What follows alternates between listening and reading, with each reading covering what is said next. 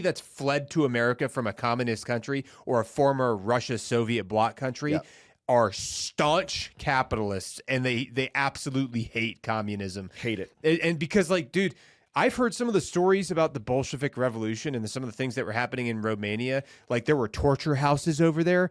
I don't know. There's another podcast that I can't remember the name off the top of my head, but the guy talked about like some of these torture experiments that took place in Romania that are literal horrors beyond all human comprehension.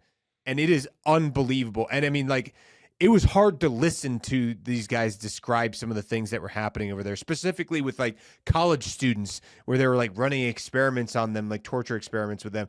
And they were doing like unbelievable stuff, all in the name of communism, socialism, and all that stuff. So, but anyway, so his name, he's from Romania. Yep. And what was his name again?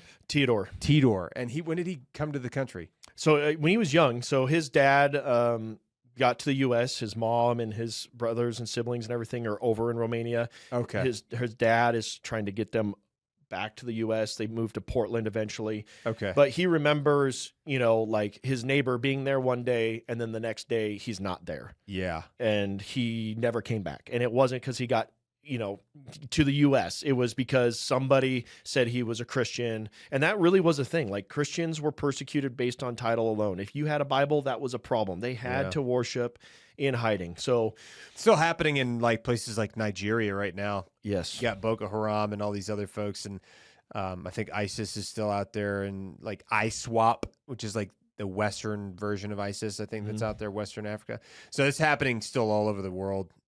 Definitely probably a lot more than just that. It's just not getting media coverage. Yeah, I would agree with that. And so when he moved to the U.S., he big culture shock. But Yeah. he also recognized Portland area had a lot of the same ideologies that led down the path that Romania was going as well. And today it's obvious that has all manifested itself. So Sure. he, by trade and craft, he started in, custom woodwork and home building. And he learned the craft of, basically doing custom windows. So like building the custom arches, cutting the glass, doing double pane, all built from nothing, not like the windows that we put in today, right? He could do custom doors, big, 8-foot doors. He'd build the whole door, laminating all the wood together, doing all the design. Like, he fabricated all that stuff. So that's really where his craft started as a fabricator, was in woodwork. And then he eventually moved up to where he could build an entire house. And so he funded, with the other partners, funded Genesis Arms on the back of that. So what made him want to get into firearms, though?